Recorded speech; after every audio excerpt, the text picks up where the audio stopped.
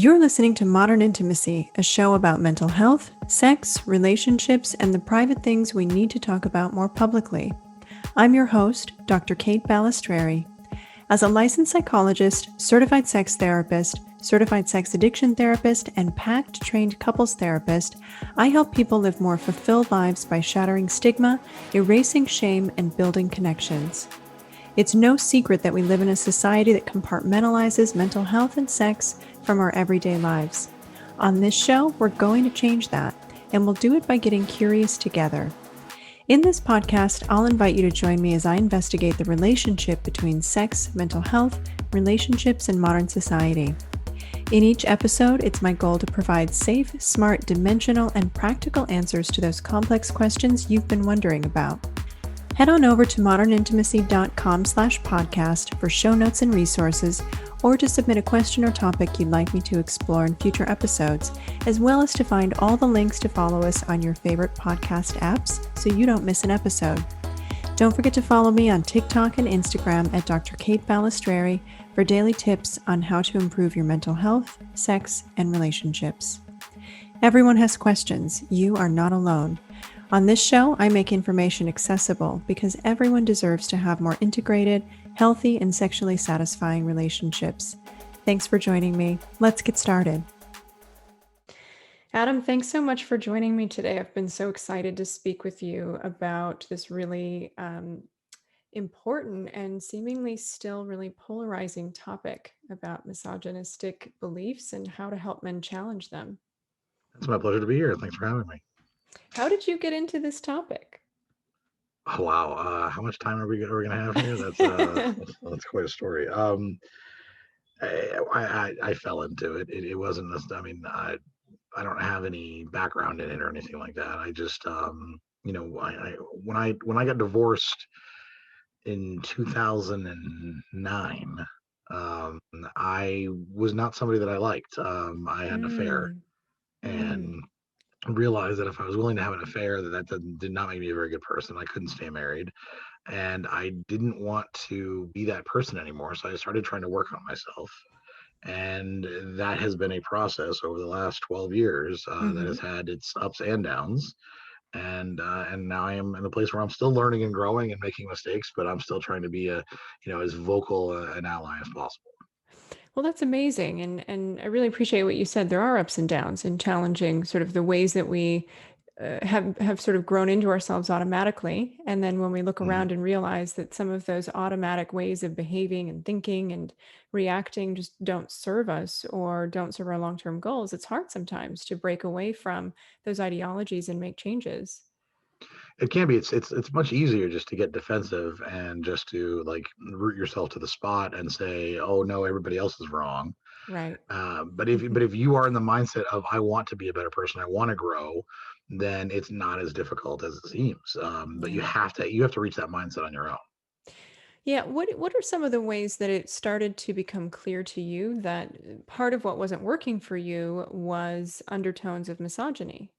Because that is really tough for a lot of men to grapple with and to make sense of, because no one wants to see themselves as a misogynistic person. For me, I think it was ego. A lot of it was, Ah, I'm kind of egotistical. I'm very I mean, I like the things that I do for a living. I mean, I'm a stand-up comedian. I'm a writer. I do a podcast where I talk about relationships and everything. So, uh-huh. I like hearing myself talk, and I think that a lot of it is this feeling. I had this feeling that I was better than other people, and Wow. that meant men. That meant I was better than men, and that in that way, like I was like, well, at least I'm not those guys. And so then I had this realization one time when I maybe I had a little bit of hubris and realized that no, I'm still doing these things just in a different way than some of these men are, Mm. and that maybe I really need to look at myself if I actually want to grow, if I really want to be what I think I am, then that takes more work than maybe I've been putting in. That is, I mean, I really appreciate your honesty. Oh yeah, yeah. I mean, I'm the big thing when I got divorced. The big change in my life was that I never wanted to be someone who would lie again. I always wanted to be, Mm, very transparent, very honest, right. but not one of those people who there there's those people out there who say, "Oh, well, I'm always brutally honest," and they just use that as an excuse to be an asshole. And I didn't Hmm. want to do that. I wanted it to be very I wanted to be honest because I was being honest for myself, not to hurt other people's feelings, which is very Hmm. different. Very different. So, Mhm. what are some of the ways that you recognized misogyny in other men, where you were very clear that that's not who I want to be? It was, back when I was first, kind of just going through this period of trying to figure out who I was. I would, hear the way that men would talk about women. That right there is not something I've ever done. I've never talked about women in a derogatory sense. I've never, never walked away from I never had a girlfriend where like I would be with my friends and be like, oh, she's such a bitch or anything like that. Like that was Mm, never in my zone at all.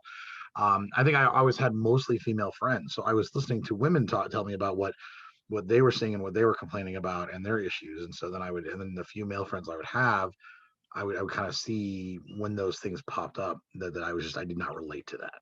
mm, And the biggest difference was that I had that I was seeing the most explicit versions of misogyny, the not the I mean it is a stereotype, but it's a stereotype for a reason. But just the good old boy redneck drinking beer, women stay in the kitchen, like that type of mentality. okay. And what I wasn't seeing was what I was, which was someone who was putting women on a pedestal, Oh, yeah, which that's is its interesting. own whole level of misogyny Right. that I would, but that I was basically seeing myself as this white knight and not understanding that's not being an ally either. That's saying that, oh, they can't handle it, they need me to step in and save them, and that's not appropriate either. I really am so glad that you're bringing this up because I think that a lot of men do have that pendulum shift, right? I'm not one of these men who treats women poorly or thinks poorly of them. I don't degrade them. I don't do all these things to them that I know some men are Mhm. capable of. But you're absolutely right. There is this sort of flavor of benevolent misogyny or benevolent sexism where women are protected, and I'm not saying that we as humans shouldn't protect each other. We absolutely Right. should. But on the basis of gender alone, assuming that women are fragile and delicate and can't do for themselves is a really sort of condescending form of Yeah, disempowerment. it's very And patronizing, yes. yeah, and it really disables a lot of agency, both in the way men think about women and then in the way, of course, relationship dynamics play out. I would also say that it's more dangerous It than is. the blatant type of misogyny, because the blatant misogyny is, you can see it coming from a mile away, and Yes. the quote unquote nice guy who sidles up to a woman, becomes her friend, and then it only turns out later, a month later, that he's only her friend because he wants to have sex with her. And then Mhm. when she doesn't reciprocate it because she was actually enjoying the friendship, and Mhm. he was seeing her reciprocating the friendship as showing interest in him because they're both communicating on two different levels, Right. then he gets mad and calls her name and like she owes him, etc. And then it becomes this really like nefarious type of misogyny because he's integrated himself into her life. And I've been that type of person, where not to the point where I ever blame somebody or things like that, but to where I did that and didn't even realize I was Mhm. doing that, and I was more dangerous to that woman than the quote unquote asshole who was like Yeah. who wouldn't reply to her, the bad boy who never responded to her messages.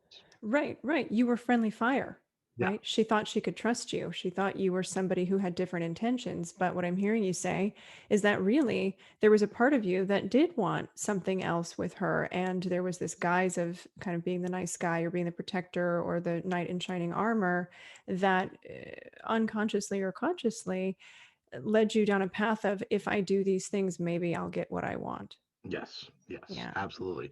There's this whole idea of women being a prize, and that if you Yes. are noble and heroic and you do all these things, then it will be bestowed upon you as a Mm. gift, Yes. which is objectifying on a whole level that we don't see sometimes. Yeah, yeah. I talked about that with another guest a few episodes ago. We were talking about the male gaze and how so many men are conditioned to believe that if they fall on their sword, then they win the prize. And the prize is the loyalty of a beautiful, sexy, endearing woman who Right. will cater to them. Right. And I think a lot of people fall into that understanding. They fall into it honestly because those are the scripts that many people are given growing up. But what was it like for you to start challenging that internally and then in your relationships? Well, it was definitely it was an interesting thing because what I did was and to give you a little background on myself. So I got divorced, but I was a blogger and I blogged pretty I mean almost daily, and I had a very large audience. I had a 500,000 readers a month, and it was very Wow. very big audience. And 99% of them were women. And so then I would go to these conferences, and I was one of the good guys basically with all these other male bloggers Mm, that were like the ones that weren't we weren't bad people. We were very much we were understanding. We were the ones that everybody could talk to. We had our big circle of friends and everything. And so it was I got to your head a little bit because then mm, here we are supposed to be allies, and we're in this blogging community where we are still treated differently and especially because we're men who are doing a bare minimum, like literally the yes. bare minimum, but we're treated like kings. And it Yeah. and it does get to your head. And I went through a period where, just like I thought I was doing the right thing and I thought I was being good, but I was also aware of how I was able to manipulate the situation to my own benefit. And Mm, that I was able to that I had an influence over my readers and over my this audience that I shouldn't that I had to struggle not to use in a negative way. give me an example. What does that mean? You saw the opportunity to manipulate and you didn't use it. Well, like for example, I would have a lot of would go to I'd go to blogging conferences, and I'd have women bloggers who would be interested in me sexually because I was single, Mm, and maybe they weren't. And I had that opportunity because I love your writing so much, like it just speaks to me, and like you're so honest and transparent, blah blah blah.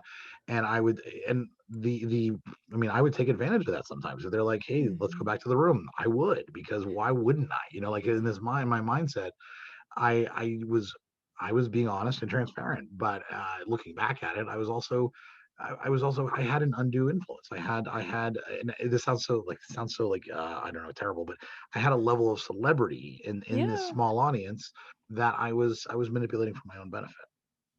Interesting. You were manipulating it intentionally. Yes, I mean, I think I would like if someone was interested in me and I found them attractive, why not? Mm, Why wouldn't I want to have sex? Like I was going through this phase of why, and so I wouldn't say that I was manipulating them in the sense that I was lying to them, but mhm. I was using the situation to Got my it. benefit. Yeah. Yeah. When a better Because they were person, idealizing you. yes, yes, absolutely. Right. As much as I put women on a pedestal, I was also being put on a pedestal. Right. And that's kind of what happened too. Was I reached a point where in 2017, when the hashtag Me Too movement came out, and I was reading some of these things, and I was like, yeah, like I'm not proud of some things I've done when I was younger. Even a few years before, just like some of the way that I treated women. Nothing to the ever of a level of like assaulting somebody or anything like that, but Mhm. but I did, I did things like when I was a teenager, I looked in, I was a peeping tom when I was a teenager. Mm. I snooped on somebody's like private information. I had an affair with an employee of my company. It was a small company, and it was only like there's only five of us, so it wasn't like it Mhm. was a huge power dynamic. Like we were pretty much equal, but there was still a power dynamic, and it Sure. wasn't appropriate.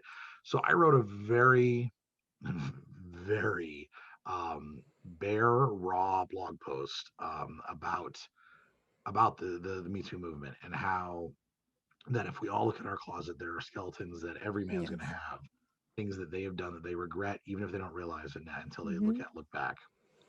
And I detailed in a very detailed list without giving excuses as to oh, I was 13 when this happened, or I made amends for it after that. When I didn't say that, I just wanted to make a list without excuses, and I listed all the things that I did.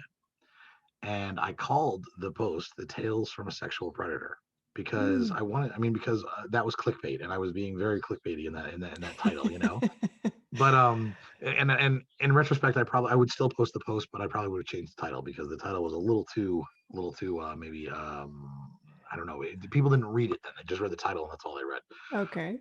But then I send the post to three of my closest female friends that I like, who I trust among all else, and asked them to read it, and they reviewed it and gave me their perspective and everything, and I published it, and it exploded I'm sure. in a I very th- negative way. oh, really? Negative Yes. way. See, when I hear you describe this post, I think, wow, what a gift. Like, this is somebody who's being accountable and who is showing up. But what was the negative feedback you got? The negative feedback is I think is that I had this audience of people who had put me up on a pedestal of Ah, being being like, I don't do those things. And I so me see. saying, hey, I do these things. Hey, I had friendships that I manipulated. Or I had the opportunity to manipulate, or I did this, or I sometimes manipulated a situation for my benefit, Mm-hmm. etc. And so I think a lot of my readers saw that and then felt betrayed Oh, sure. because the way that they saw me was different than I was being honest about myself. And Mm-hmm. so it blew up in a very negative way. And I talked about, like, the post also talked about how I've been trying to, make amends, but even in my head sometimes still I'll think about these things of, like, how easily I could manipulate the system. And I have to be, no, I've said, no, I can't do that. Like, it's always a constant battle to fight against that, because it's so Mm-hmm. systemically ingrained. Mm-hmm. And yeah, it did not do well. Like, it literally became a whole. I lost a job over it. It was Oh, oh wow. yeah, it was tremendous, like, tremendously negative. I mean, I had a lot of positive response as well. I say negative, but the negative ones were the loud ones.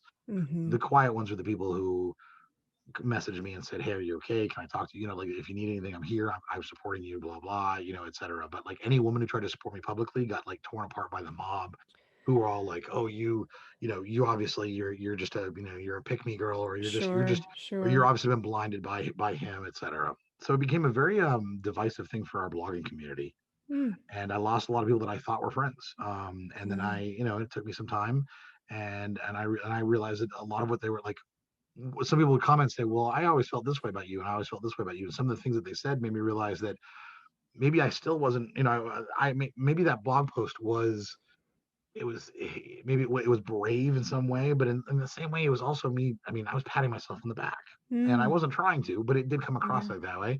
And it Okay. also made me feel like I was, or maybe sound like I was some angel now, and I'm not. I was someone who's still trying to grow, and I had Mm-hmm. still made missteps along the way. And so people Sure. were pointing out those missteps, and I realized I need to kind of keep working on myself. Like, this is when I need to, and that's when I did the big shift from being the, like, the person who puts women on a pedestal to someone who's trying to be an actual ally. So in that blog, it sounds like you were still in savior mode. You were still in this sort of idea about, like, here are all the ways that the things that I've done that are not cool, but because I'm owning it, look at me, I'm still on my steed and Yeah, hoping for that basically, pat on the back. basically. Yeah. And that one, and then, and so I actually, it made me take down the blog that I'd had for years. I took down the entire Mm. site. But it was yeah, it really was me. It was hubris, is what I said earlier. Yep. And I was like Icarus. I got a little too close to the sun and I crashed down. But it made me reevaluate things. Excuse me. Yeah. And I think it was good for me in the long run. Yeah. So how did you do that? How did you start reevaluating things? Did you read books? Did you read articles? Did you talk to women? Did you talk to men? Like, what does that growth process look like for you? I listened to the women who had commented, especially the angry ones, the Mm-hmm. ones who had things to say. I listened to them, and I pulled the truth out of the anger as well. Because I mean, I Mm-hmm. think that most of their criticisms had some nugget of truth in there. Sure. And I wrote, actually, is what I did. I channeled it into a book. I wrote a novel that was about male privilege and gender inequality, and called it #Me Too. And then it's a supernatural thriller that I wrote under a pen name. But I sat down, and I'm like, I woke up with this idea and I wrote a book. And writing has always been my way of processing things. Mm-hmm. And so with that, I was able to try to start. I don't know. I was also didn't know what I was going to do. Like, I was like, okay, now what do I do with my life? Because this blogging community that was a big part of my life has kind of disappeared now. Mm. With it's been cut, and it's been decimated, basically. Right. What did you do? I was trying to figure that out. I was still trying to, like, figure out, my writing, and I wanted to write into more books. And I talked to I was talking to somebody who was a dating blogger, Mm-hmm. and she was blogging about dating and everything during this whole process. And I did a guest post on her, and we would share stories. And one night, I think we were both drunk, talking on Snapchat about bad dates we'd had. And I was like, we should start a podcast. And she's like, I'm down, let's try it. So we talked on the phone for the first time. We actually never met in person at that point. And we did a phone call. It sounded great. We did a podcast, started this podcast, Dating Kind of Sucks. And I wanted this to be a place where we could actually, maybe start to be more like, give everyone a voice, and be more of an Mm-hmm. ally. Mm-hmm. And with that podcast and part of marketing is we started a Facebook group, and that Facebook group is now it has grown and grown and grown, and now it's just a giant community of people, mostly women, that's all to support women and to listen to them and to be their ally, etc.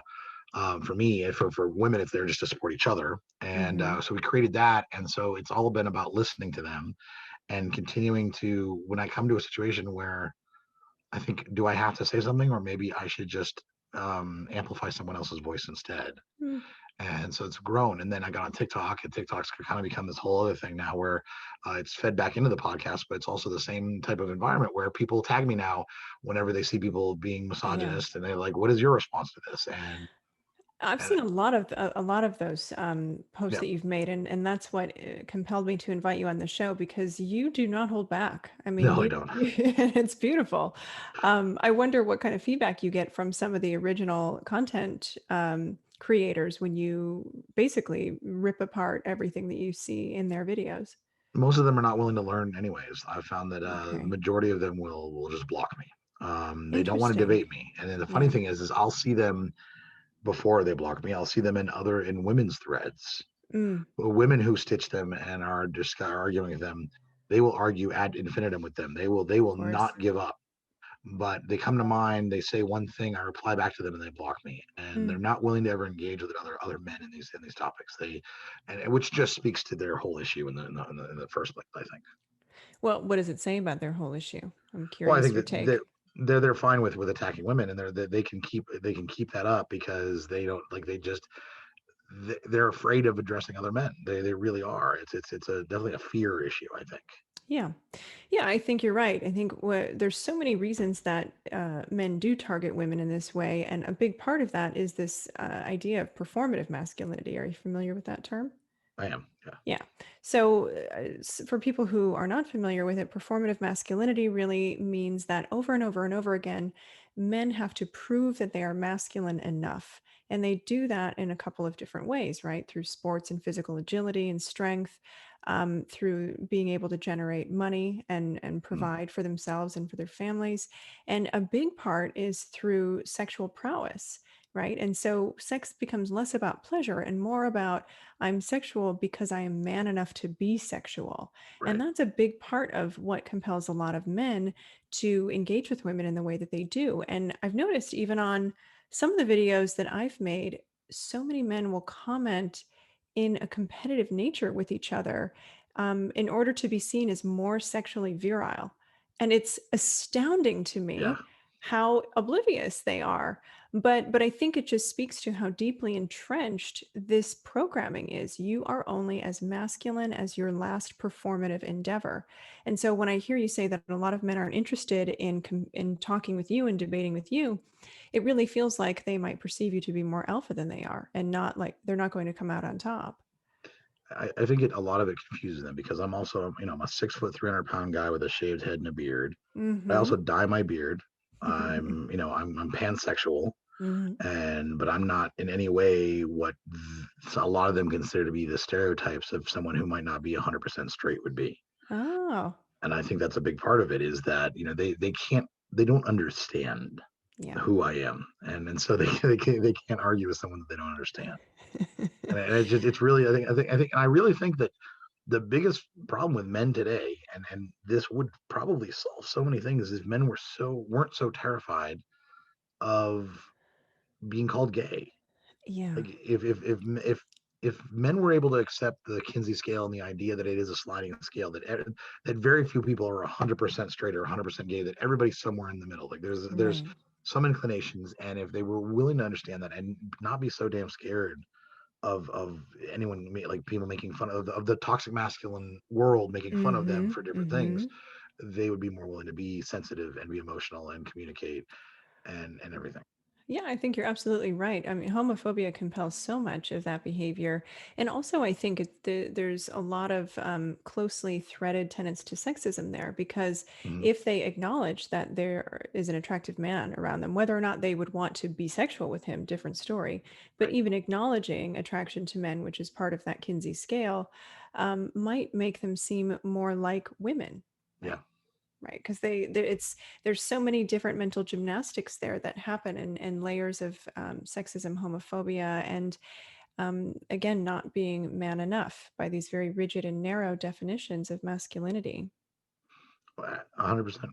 We Yeah. we are the men are held back by the same system that also affects women, but Yeah. in a different way, and it's unfortunate because it keeps perpetuating itself.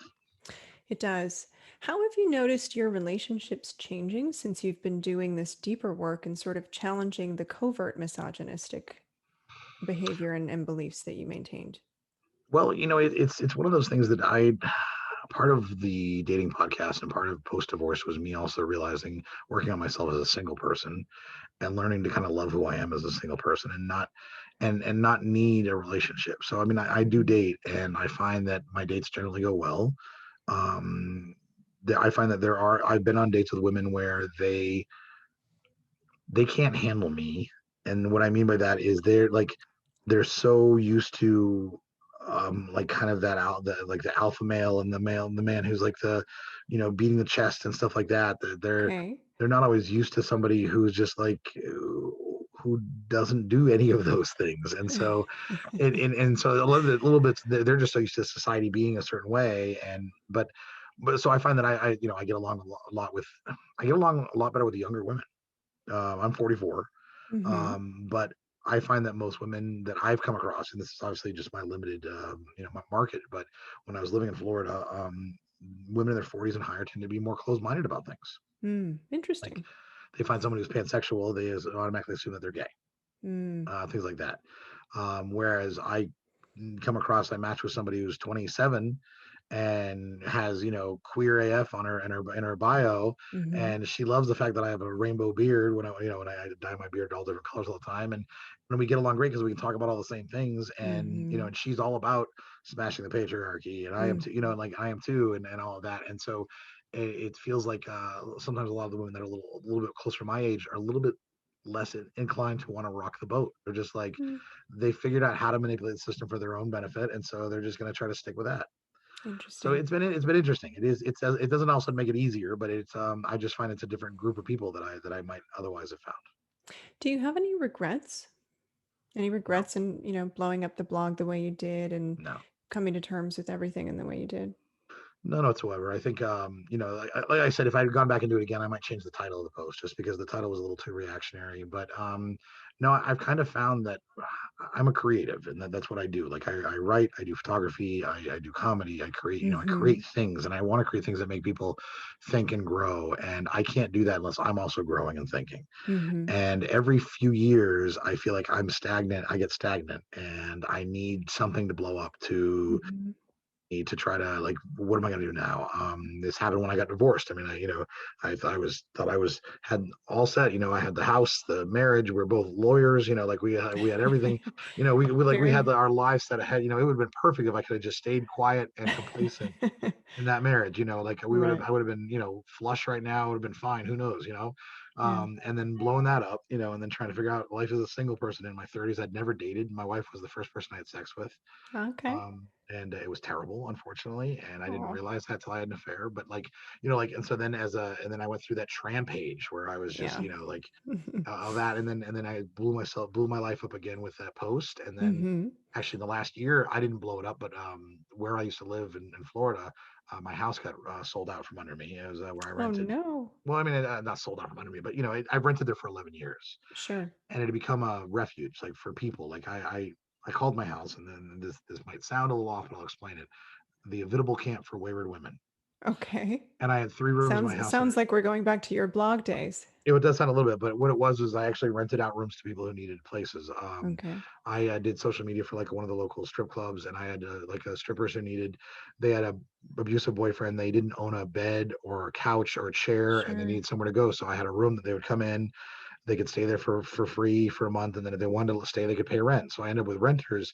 They were all, and we came up with the phrase together of like wayward, because wayward kind of means it's not a bad word in my vocabulary. It means someone who's choosing their own path, someone who's Hmm. thumbing in their nose at social mores and deciding like this is the way I'm going to go. I'm not going Right. how society tells me.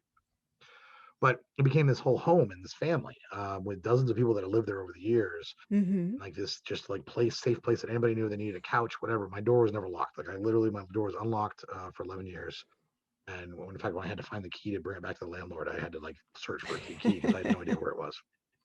And but so this is a big part of my life, but it was also made me very complacent Mm. because here I was, once again kind of the king of my little village, Mm-hmm. the leader. Everybody came to me for advice. I was the mentor to everyone, and I was the person that that everybody knew they could come to me for whatever they needed. I would get phone calls throughout the Mm-hmm. day. Hey, what about this? Just about all random things. Mm-hmm.